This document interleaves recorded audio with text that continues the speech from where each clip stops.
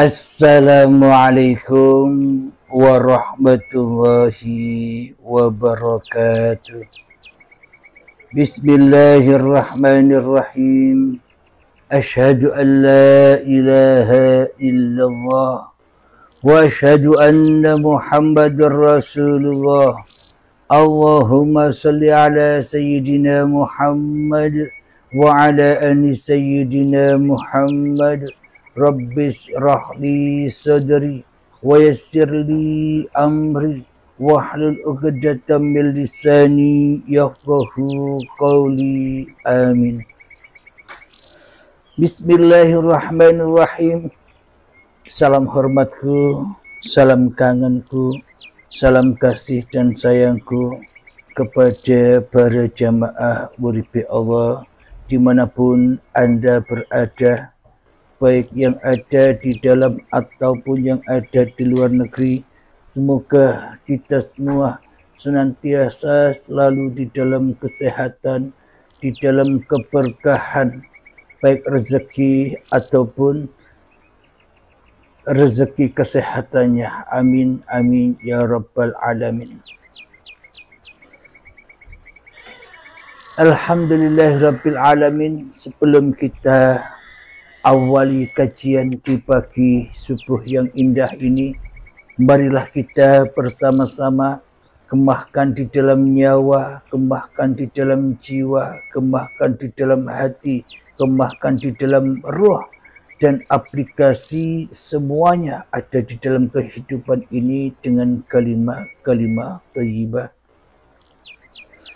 Subhanallah walhamdulillah wa la ilaha illallah wallahu akbar wa la hawla wa la quwwata illa billahil Aliyil azim. Sadaqallahul azim. Pada subuh yang indah ini, kajian kami beri judul Allah hidup sendiri dan Allah mati sendiri. Allah hidup sendiri dan Allah mati sendiri. Allah hidup sendiri dan Allah mati sendiri. Sadaqallahul azim. Judul yang benar-benar ekstrim bagi orang-orang yang belum memahami kajian-kajian di dalam Uripi Allah. Alhamdulillahirabbil alamin. Coba tengok hati kita, resapi, hayati, dalami selama ini. Kitalah yang merasa hidup, bukan? Kitalah yang merasa wujud, bukan? Kitalah yang merasa berkuasa, bukan? Kitalah yang merasa bisa berapa-apa, bukan? Dan kitalah yang merasa bisa ngaku-ngaku sebagai siapa-siapa, bukan? Berarti yang wujud, yang hidup, yang berkuasa, dan yang bisa berperan kepada kita sendiri selama ini siapakah? Tentunya diri kita sendiri, bukan? Mana Allah sebagai Tuhan yang menciptakan kita kedudukannya? Mana Allah sebagai pembuat diri kita kewujudannya? Mana Allah sebagai pencipta kita perannya di dalam tiap-tiap diri manusia? Bila Tuhannya saja gaib, bila Tuhannya saja mati, bila Tuhannya saja tak ada, bila Tuhannya saja tak hadir, walaupun sebitir darah di dalam hati kita selama ini. Seolah-olah memang Allah itu Tuhan, seolah-olah bayangan kita saja. Akan tetapi selama ini kita telah murtad, kita telah syirik, kita telah menghina dia, dan kita telah membunuh Tuhan dengan senjata hawa nafsu kita sendiri selama ini tanpa kita sadari. Berarti kita selama ini merasa hidup sendiri, bukan? Berarti kita selama ini merasa punya badan sendiri, bukan? Sehingga kita merasa jadi Tuhannya diri. Sehingga kita menjadi Tuhannya hidup dan badan ini, dan kita menjadi Tuhannya apapun yang kita lakukan selama ini. Alhamdulillahirabbil alamin, sudah bisa dipahami, sudah bisa dihayati, sudah bisa ditafakuri mengenai judul Allah hidup sendiri dan Allah mati sendiri. Lalu bagaimana mungkin Allah dikatakan wujud bagi kita? Lalu bagaimana mungkin Allah dikatakan hidup bagi kita? Lalu bagaimana mungkin Allah dikatakan berkuasa bagi kita? Lalu bagaimana mungkin Allah disebut pencipta, pembuat, penggerak diri kita? Sementara selama ini kita yang jadi Tuhannya, kita yang merasa hidup, kita yang merasa hadir, kita yang merasa ada di dunia ini tanpa Tuhan. Karena keyakinan kita semua umat manusia nanti ketemu Tuhan hanya di surga saja, yakni kenikmatan yang teragung, kenikmatan yang maha agung, maha besar, maha mulia, hanya ada di surga ketika menyaksikan Allah, ketika menyaksikan Tuhan yang menciptakan alam semesta ini. Keyakinan kita kan selama ini demikian. Coba kita hayati keyakinan kita selama ini. Bila Allah, bila Tuhan, bila Sang Hyang Widi, bila Gusti itu adanya di atas langit atau di dalam surga besok, berarti Allahnya di dunia ini mati dong. Berarti Allah di dunia ini tak ada dong. Berarti Allah di dunia ini tak bisa ngapa-ngapain dong. Bagaimana mungkin kita bisa menyembah yang tak ada? Bagaimana mungkin kita bisa menyembah yang tak wujud? Tentunya yang kita sembah, tentunya yang kita abdi, tentunya yang kita jadikan pemimpin selama ini ya yang wujud, bukan? Yakni hawa nafsu kita sendirilah yang kita jadikan pemimpin hati kita. Itulah aplikasi dari iblis dan setan yang nyata bagi kita, yang selama ini kita silau menghadapi musuh dijadikan Tuhan dan Tuhan dijadikan musuh. Inilah yang dimaksud Allah hidup sendiri, Allah mati sendiri. Jadi hati kita pun prakteknya demikian tanpa kita sadari selama ini.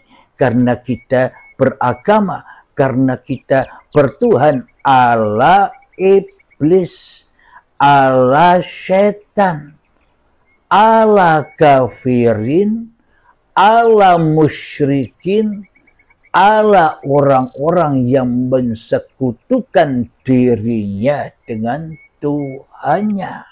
Seolah-olah kita yang jadi Tuhan, seolah-olah kita yang jadi raja, seolah-olah kita yang jadi pemimpin, otomatis Allahnya mati.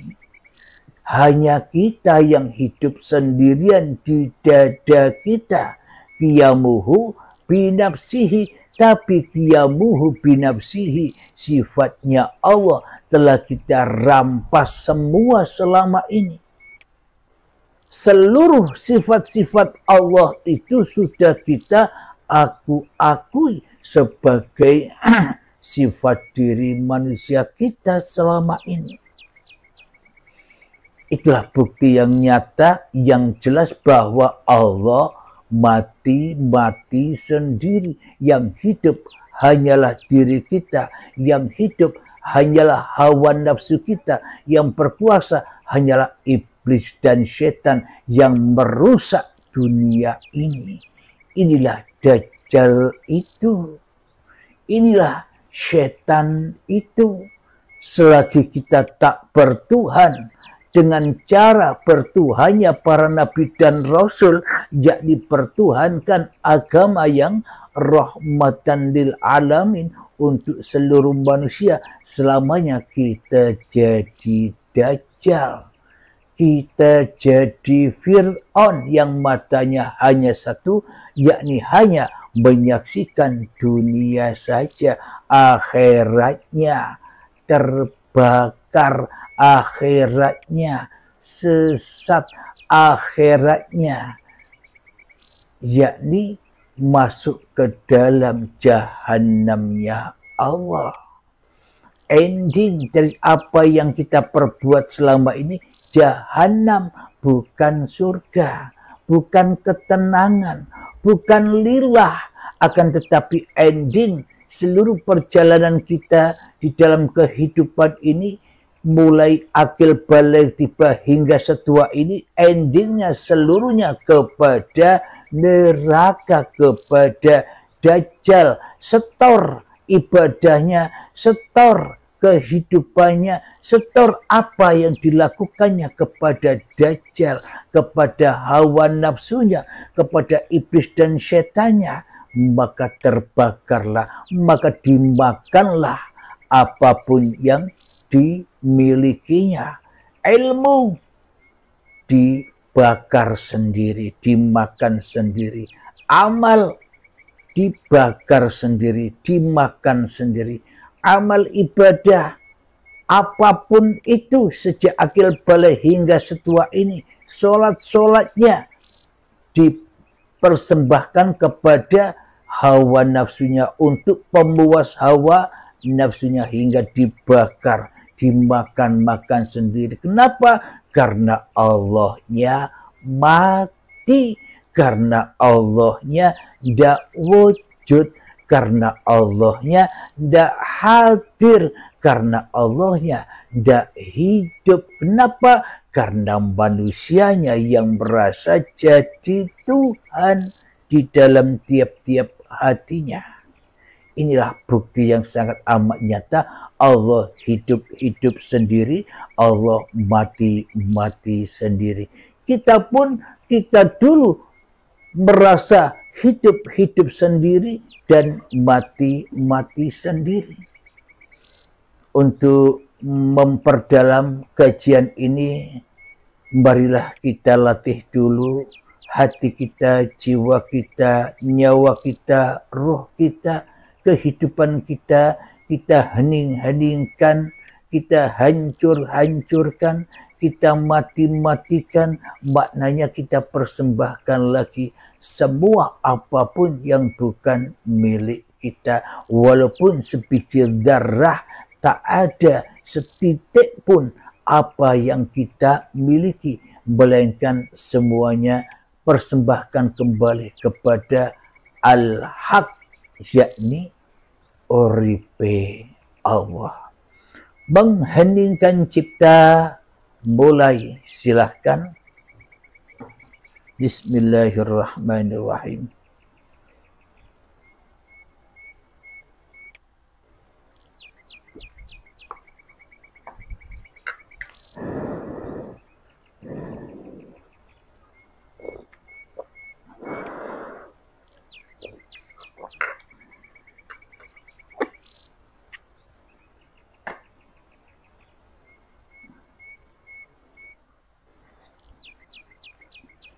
mengheningkan cipta selesai. Alhamdulillahirabbil alamin. Mari sahabat kita buka Al-Qur'annya di dalam surat Al-Mu'minun ayat yang ke-8.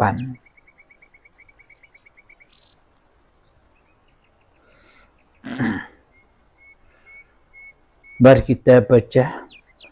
A'udzu billahi minasy syaithanir rajim. Bismillahirrahmanirrahim. وَالَّذِينَ هُمْ لِأَمَانَاتِهِمْ وَعَهْدِهِمْ رَاعُونَ. Yang artinya, dan sungguh beruntung orang yang memelihara amanah-amanah dan janjinya. Jadi siapakah orang-orang yang beruntung itu? Orang-orang yang menjaga amanah-amanahnya kehidupan ini. Apapun yang kita lakukan badan ini dan di antara hidup dan badan, yakni seluruh aktivitas-aktivitas kehidupan kita, inilah amanah-amanah Allah. Inilah ayat-ayatnya Allah. Sehingga Allah hidup lagi. Maknanya manusianya yang mati, Allahnya yang hidup. Bila manusianya yang hidup, Allahnya yang mati. Jadi yang dimaksud mati itu sesebutan Allahnya. Allah kan hanya nama. Allah kan hanya sesebutan saja. Kita pun juga sama. Kita pun juga nama. Abdul Halim nama. Kita pun juga sesebutan yang disebutkan uripe Allah saja. Jadi apa amanah-amanah itu?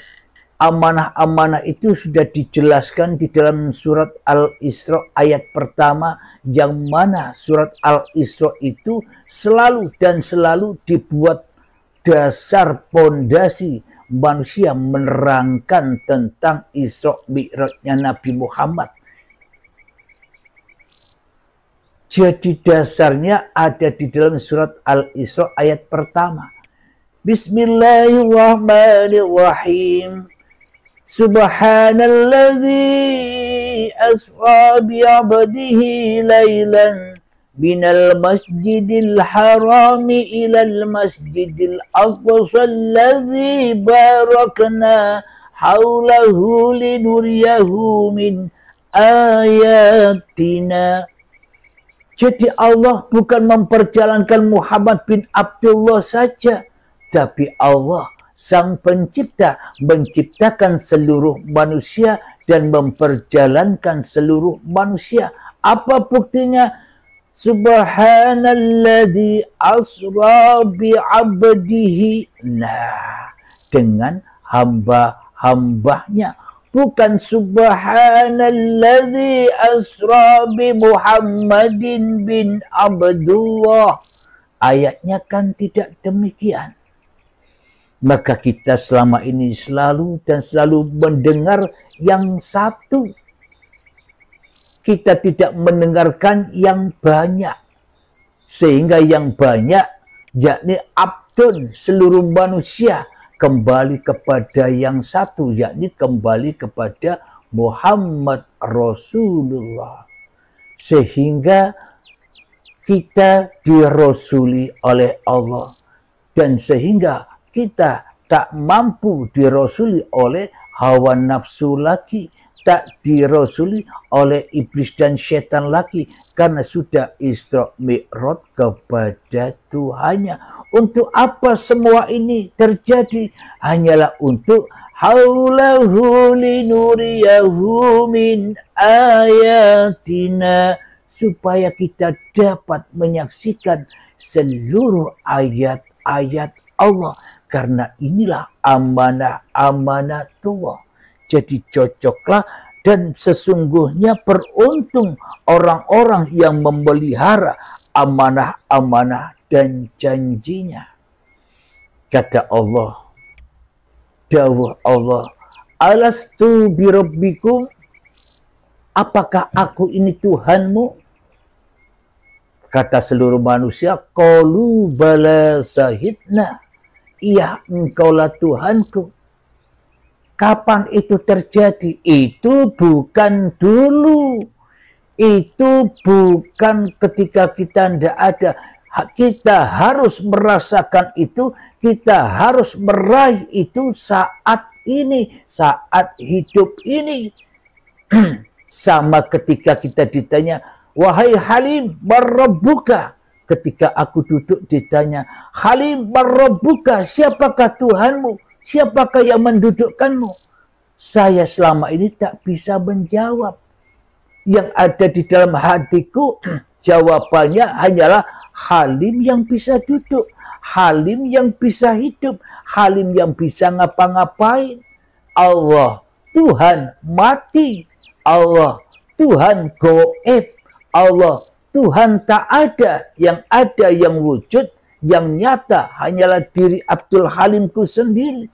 Inilah kita selama ini, kita tidak amanah kepada amanah-amanah yang kita emban. Kita tidak amanah kepada ayat-ayatnya Allah. Kenapa? Karena kita yang jadi Allah selama ini, karena kita yang jadi Tuhan selama ini, tanpa kita sadari. Itulah kesyirikan yang nyata, itulah kesyirikan yang akbar, itulah kesyirikan yang tak bisa diampuni oleh Allah. Kenapa? Kita milih sendiri kita yang jadi Tuhan. Bagaimana mungkin Allah mengampuni kita, sementara di dalam hati kita, kita kekeh. Hanya kita yang wujud, Allahnya goib. Bagaimana mungkin Allah bisa mengampuni kita sementara kita tak mentuhankan Allah? Bagaimana mungkin kita dapat ampunan dan surga Allah sementara kita, keyakinan kita, iman kita hanya kepada hawa nafsu, iblis dan setan serta dajjal laknatullah. Kita rela ridho masuk surganya dajjal, yakni kesibukan-kesibukan, yakni kita dipanas-panasi selalu oleh kepentingan-kepentingan, oleh urusan-urusan dunia saja. Silakan dilogikakan sendiri dalam tiap-tiap hati kita, termasuk saya sendiri. Saya juga belajar sama dengan Anda sekalian, belajar kepada paparan-paparan uripe Allah. Anda tidak tahu, setelah ngaji begini, saya dengarkan sendiri apa yang dikaji. Kenapa? Karena ketika mengaji, saya tidak menyadari apa yang saya sampaikan. Jadi saya dengar-dengar sendiri, sama seperti Anda, sama menjadi pendengar uripe Allah. Maka itulah buktinya, bagaimana mungkin kita dapat ampunan dari Allah, kita dapat husnul khotimah dari Allah, sementara kita, hati kita kekeh, masih merasa diri kita yang wujud, masih merasa diri kita yang hidup, masih merasa diri kita yang bisa ngapa-ngapain, masih kita aku-akui sholat ini sholatku, masih kita aku-akui ibadah ini ibadahku, masih kita aku-akui hidup ini hidupku, masih kita aku-akui kekayaan ini kekayaanku, masih kita aku-akui kepintaran ini kepintaranku, masih kita aku-akui kecerdasan ini kecerdasanku, masih kita aku-akui ilmu dan amal apapun yang ada di dalam hati kita, kita masih mengaku-ngakuinya. Allah kita matikan, kita yang merasa kita yang menghidupkan diri kita. Bagaimana mungkin kita dapat ampunan Allah bila kita tak kembali kepada Allah dulu? baru mendapat ampunan. Bali dhisik maka diampuni. Bila manusia tak kembali rojiun kepada Allah, mana mungkin dapat ampunan Allah? Coba Anda logikakan. Coba kita hayati bersama. Jadi ampunan itu ada ketika kita sudah pulang kampung, kembali kepada Allah, maka pintu taubat terbuka. Bila kita tidak datang kembali kepada Allah, kita hanya mohon ampun, astagfirullahaladzim, astagfirullahaladzim. Selamanya miliaran tahun, miliaran yang kita baca, semuanya takkan pernah bisa membuat kita kembali dan mendapatkan ampunan Allah. Maka itu semua hanya tambah dan tambah menjauhkan diri kita dari Allah. Kenapa? Karena amanah-amanah Allah sudah kita akui, sudah kita rampas sebagai milik kita. Belum kita kembalikan kepada Tuhan, tapi kita makan sendiri. Kita lanjutkan di dalam surat Al-Mu'minun ayat yang ke-9. Walladzina hum ala salatihim yuhafizun. Serta orang-orang yang memelihara solatnya. Jadi pemahaman solat bagi orang-orang yang masih duduk dalam pahaman syariat, solatnya ya solat 5 waktu itu, solat yang qobliyah ba'diyah itu, sholat yang sunnah-sunnah tahajud duha itu. Akan tetapi tingkatkan lagi pemahaman tentang sholat itu, yakni aqimis sholata lidzikri. Dirikan sholat, bukan mengerjakan sholat, dirikan sholatmu untuk mengingat Allah, untuk mengingat aku. Maknanya bagaimana? Ketika kita sholat, dirikan sholat hatimu. Jangan hanya mengerjakan saja, tapi hati kita selama ini melancong. Hati kita selama ini selingkuh dari Allah. Allahu Akbar.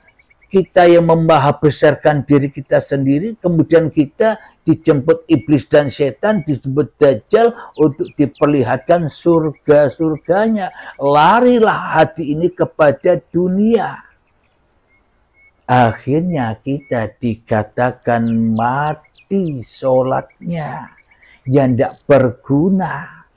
Maknanya aqimis sholata lidzikri, tegakkan di dalam hatimu dan di dalam setiap aktivitasmu, baik itu sholat, ibadah, belajar, dan sebagainya, mandi, tidur, berjalan, bekerja, semua tegakkanlah di dalam dadamu bahwa hidup inilah Allah yang menciptakanku, yang menciptakan badan ini, yang menggerakkan badan ini, yang bisa mensolatkan badan ini, yang bisa memperkerjakan badan ini, yang bisa memperjalankan, yang menguasai badan ini.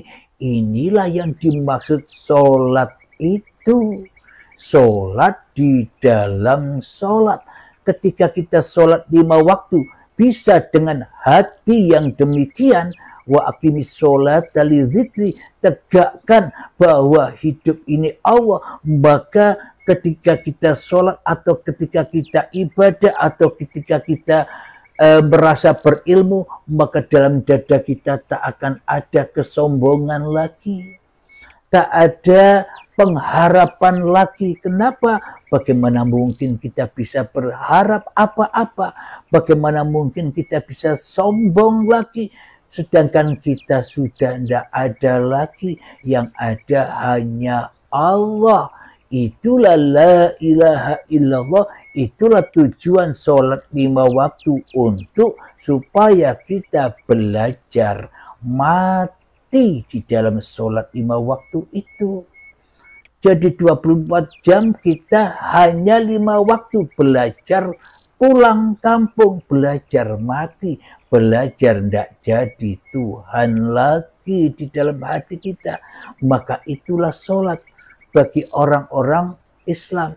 Bagi orang-orang agama lain, puji-pujian di dalam rumah-rumah ibadahnya itulah tempat mi'rajnya, tempat kembali hati manusianya kepada Tuhannya, supaya manusianya mengembalikan semua amanah-amanah Tuhannya. Bila seluruh manusia mengenal Tuhannya, apapun perbedaan-perbedaan nama agamanya, apapun perbedaan-perbedaan syariat-syariat agamanya, bila sudah hatinya mengenal Tuhan yang seperti ini, inilah agama rahmatan lil alamin. Maka terrahmatilah seluruh manusia, maka damailah kehidupan manusia. Tak akan ada adu domba, tak akan ada perpecahan-perpecahan lagi. Inilah yang dimaksud datangnya Al-Mahdi, kedamaian setiap hati manusia yang sudah menyadari jati diri manusianya yang tak ada. Setiap diri manusia yang sudah menyadari jati diri manusianya yang tak hidup, yang tak wujud, yang tak bisa apa-apa, itulah yang dimaksud Al-Mahdi. Itulah Tuhanmu yang telah memberi petunjuk dan hidayah kembali kepada Tuhanmu yang menciptakan kamu. Itulah yang dimaksud Al-Mahdi yang ditunggu-tunggu saat akhir zaman itu. Jadi akhir zamannya manusia tidak sama, bro. Akhir zamannya manusia nafsi-nafsi. Jadi jangan bayang-bayangkan akhir zaman itu seperti yang digambar-gambar, yang di video-video itu bersama-sama. Tidak, akhir zamannya sendiri-sendiri, tergantung Allah yang menghendaki masing-masing hambanya. Dikehendaki sekarang atau dikehendaki besok untuk baiat, untuk masuk kembali kepada agama Allah. Siapa? Agar diberi petunjuk Al-Mahdinya yang dibaiat itu, supaya bisa kembali ke jalan Allah. Apa isi baiatnya? Lepaskan semua hak-hak yang kau anggap itu hakmu. Padahal saya tak punya hak apa-apa di dalam dunia ini, di dalam kehidupan ini. Kenapa? Karena Allahnya yang sudah nyata, karena Allahnya yang sudah wujud, karena Allahnya yang sudah hidup. Maka matilah kekuasaan kehidupan manusianya di dalam hatinya. Inilah yang dimaksud Allah hidup-hidup sendiri, Allah mati-mati sendiri. Ketika dulu saat kita diberangkatkan dari tanah sampai menjadi bayi, itulah uripe Allah. Namun ketika saat datang detik-detik akil balik tiba, maka kita yang mati merasa hidup, maka otomatis Allahnya mati sendiri. Maknanya Allahnya ditiadakan oleh kita semua. Yang ada hanyalah diri kita sendiri. Tuhan-Tuhan yang disembah oleh manusia selama ini hanyalah formalitas-formalitas saja. Hanyalah menyembah masing-masing hawa nafsu manusianya saja.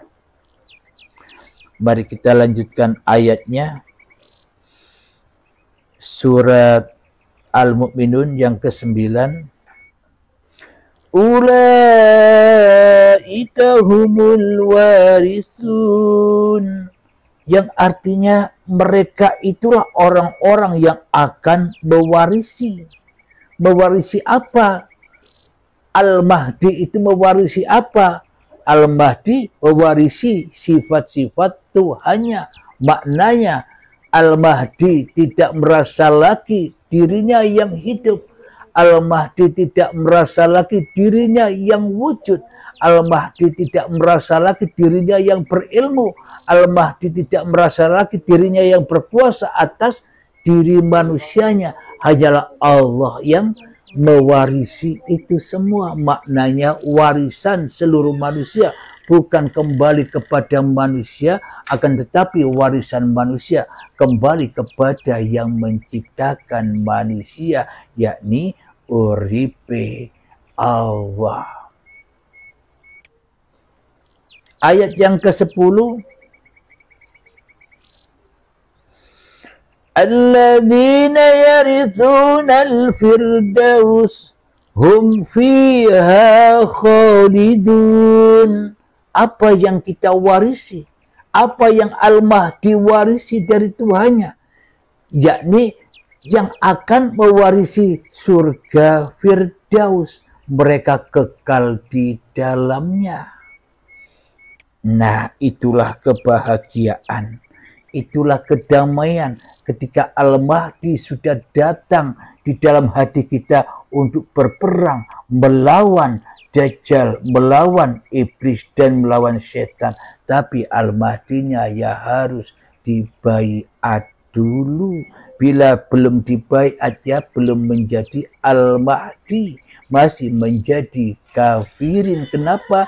Karena Allahnya mati, karena manusianya yang merasa hidup, manusianya jadi Allah. Tanpa baiat selamanya manusianya tetap jadi Tuhan terus di dalam kehidupannya. Kita lanjutkan ayat yang ke-11.